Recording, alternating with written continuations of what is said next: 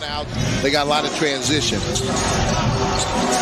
What a monster jam! Matas Buzelis, let him know. Arm Tellem and his family have a lot of pull in the Pistons front office. Projected lottery pick Matas Buzelis of the G League Ignite is currently represented by Michael Tellem, so there's a good chance the Pistons pick him. Buzelis is a 6'10 forward who's getting attention because he can impact both sides of the floor, but is he a top 5 prospect?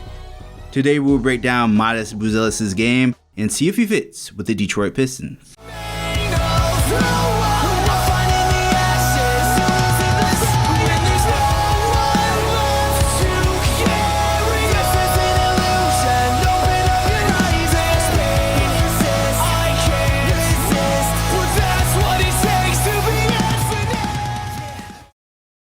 On offense, Matas Buzelis isn't going to blow you away with speed or athletic ability. He kills his opponents with being shifty. Think of Shai Gilgeous-Alexander. His handles are really good, and on top of that, he has good body control. Isolation for Buzelis. 5 on the shot leg. Good head fake. Gets all the way to the rack. Matas Buzelis. Frustrated. It's kind of been a byproduct of the season this year for the G League Ignite. Creative move there by Buzelis. Buzelis able to take that off the rim. 9th board for Buzelis. And a finish. Tough. Holland. He's looking for the winner. Gets it back. Buzelis. 2 seconds for the win. As we see there, he's able to get around defenders using head fakes and using angles. Because of his handles, I could see him being a very good ISO scorer in the future. Another part of his game is rebounding. Buzelis is 6'10 and plays like it, as he'll fight to win the boards battle on both sides of the floor. The Pistons are a middle of the road team in terms of rebounding. If added to the squad, Matas could put us in that elite category of rebounding. Final note on Buzelis on offense is his passing. He wasn't asked to be a facilitator, but he did pick up some nice assists that we cannot ignore. At 6'10, he's able to see over the defense, and with his handles, he's got no problem getting downhill and drawing defenders, and then after that, he can find open teammates. Jones up top off a ball screen.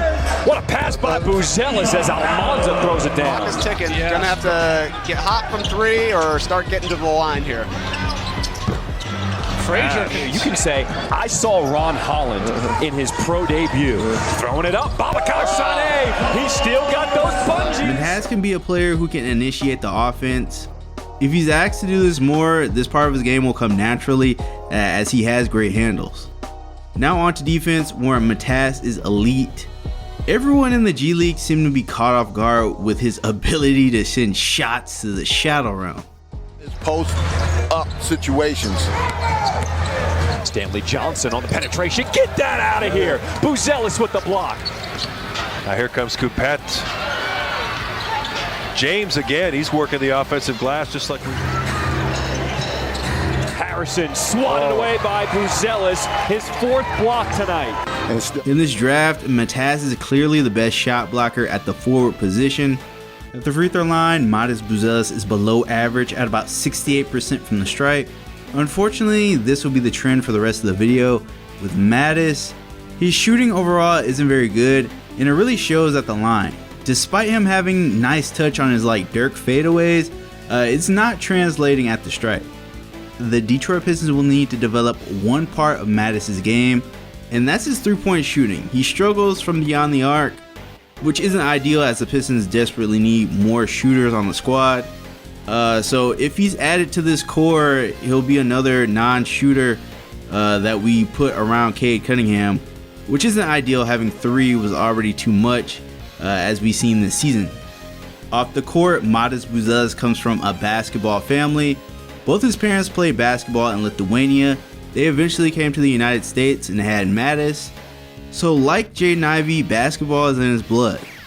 Buzelis is also getting advice from fellow Lithuanian Jonas Valanciunas. So from my vantage point, it looks like he has a pretty good support system. So my final verdict for Matas Buzelis' fit with the Detroit Pistons is a C. As the roster is presently constructed, we'd be adding another non-shooter, which is unfortunate because I feel like Matas will be a better player than some of our core players right now, outside of Cade. His handles and passing at 6'10 make his potential insane. Plus, he's shown he could be an elite shot blocker against NBA level players. So if the Pistons do pick him, I'd be fine with it, but we'd have to move like half of our core to make things work. And that wraps up this video. Should the Pistons look at players with high potential like Matas, or look for the best fit? Let me hear your thoughts in the comments below. Up next, we take a look at Kyle Filipowski out of Duke. This guy got a lot of hype around the college scene, so we'll see why that is. Alright guys, if you enjoyed this video, smash that like button and subscribe to see more Pistons content. That's it for me. Thanks for watching, and I'll catch you all in the next one.